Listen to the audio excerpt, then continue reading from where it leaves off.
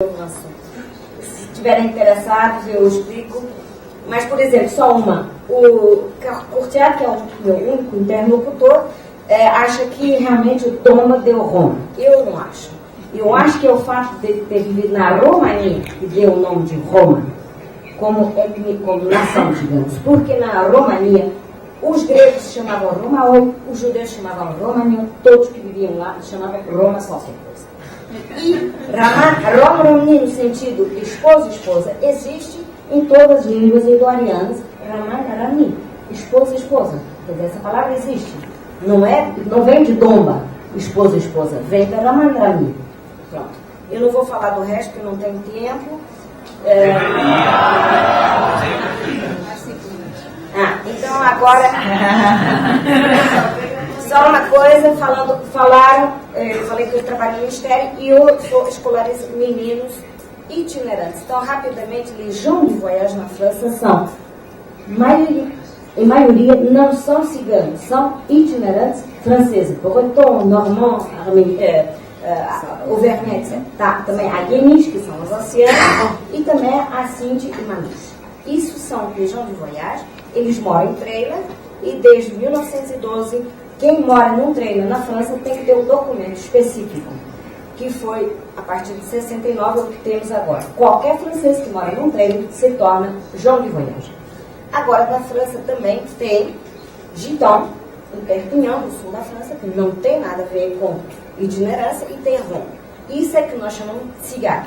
Ou seja, cuidado, quem é, em geral, quem é pobre, todo mundo diz que é cigano, gens de voyage. Quem é rico é parquista. Mas, às vezes, são as mesmas famílias.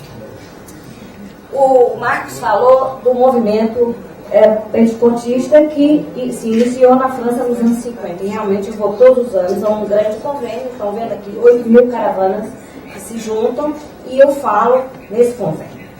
E sou chamado por muitos predicadores para falar também dessas minha pesquisa sobre a história. Mas acontece uma coisa, é que está sendo, eles me dizem, olha, a gente concorda, o que você está dizendo está batendo certo. Só que antes da Índia, de onde é que a gente veio? E a teoria são os descendentes da tribo de Efraim. Então, essa teoria tem vindo de ser de uma tribo perdida judia por um tal de Abraham Sandor, que é um pseudônimo, um cara que tem um site que faz toda a teoria.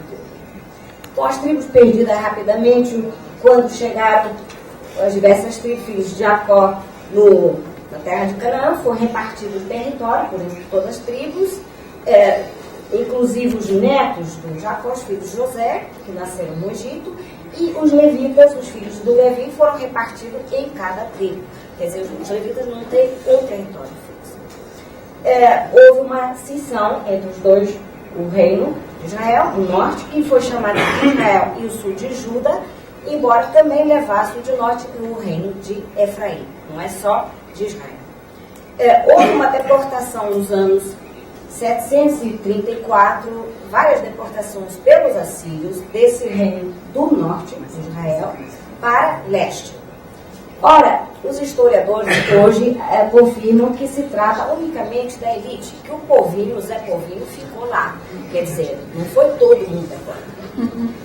Os rabinos, de há muito tempo, a ideologia é a seguinte: é preciso regressar em todas as tribos na Terra Santa para o Messias poder vir. Não é todos os rabinos, mas... E os missionários batistas, desde a época colonial, que só tinham até a mesma ideologia, só que a ideia deles se regressarem todas as tribos na Terra Santa, o Messias voltará. O Messias já veio, então voltará. E aí os judeus vão se converter ao cristianismo. Isso é a ideia, sobretudo, dos missionários batistas, protestantes. Então, na época colonial, essa gente o único livro de antropologia que tinham era a Bíblia. Então, cada vez que viam uma tribo amazonense ou africana que tivesse algum costume parecido com Israel, alguma coisa ligada a judeu, diziam, poxa, São Judeu é uma tribo, e convenciam as pessoas que eram. Então, realmente, houve muitas que foram convencidas, que realmente não são, e outras em que se encontrou realmente uma relação real com essas tribos ditas perdidas, que não são realmente perdidas.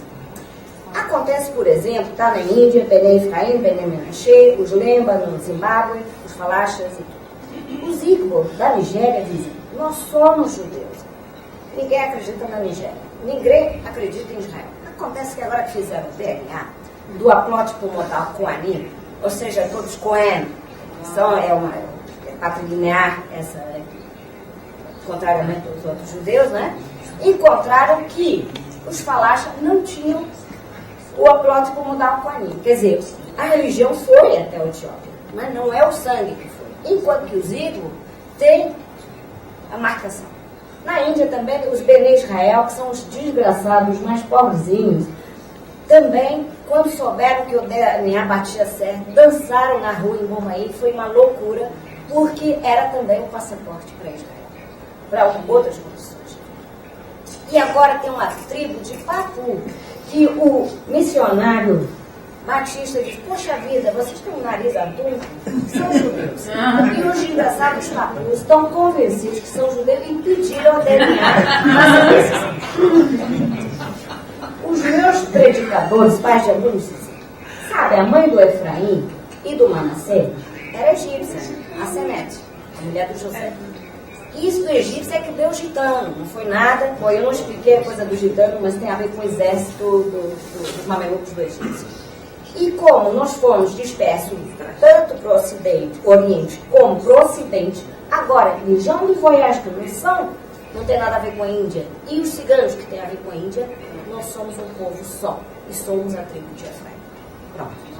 Isso do DNA, para mim, é um grande perigo. Para mim, essa é uma ideologia de pureza de sangue, é puramente nazista novo.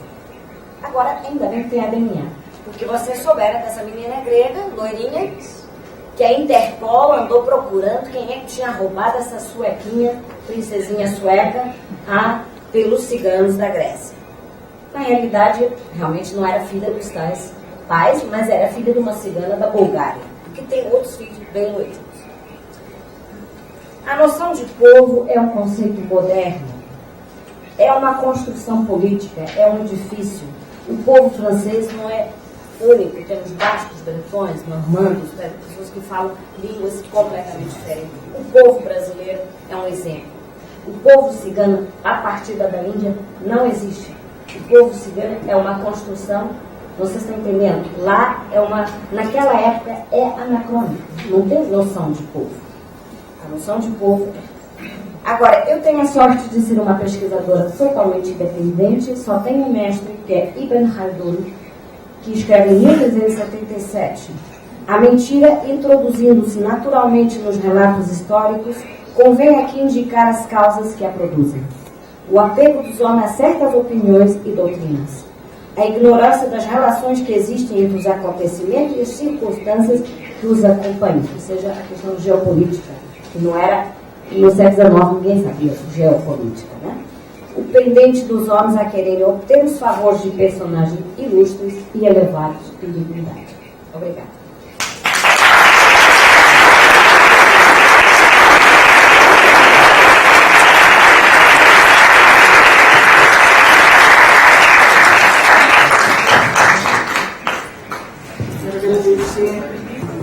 Quero agradecer imensamente a Elizabeth, saber de comentar que eu gostaria de ter uma professora como ela, tão didática, né, com tanto conteúdo. E acho que é isso que faltam nas nossas escolas brasileiras, especialmente, né, em alguns setores, a recuperação dessa memória, tanto dos ciganos, como também de uma questão que você colocou, Elizabeth, que é muito importante, o perigo da mentira, a perigo dos mitos, né? E como é que esses mitos acabam circulando e interferindo na construção, né, de uma identidade da história. A história, né? Ficção pode se tornar história. Claro. Isso. Pode ser bonito, pode ser perigoso. Exatamente. Eu acho que é muito mais perigoso até do que perigoso. Dando continuidade, nós vamos deixar as perguntas para o final das duas apresentações. Convido agora o professor José Fábio Dantas Melo, da Universidade de Brasília, cujas pesquisas também sobre a língua romani dos ciganos, tem então uma grande importância, e também a sua participação aqui no evento. Tá bem.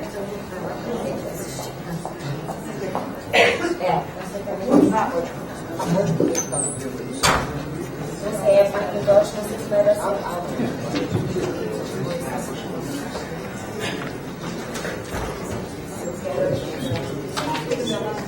Você quer me apresentar?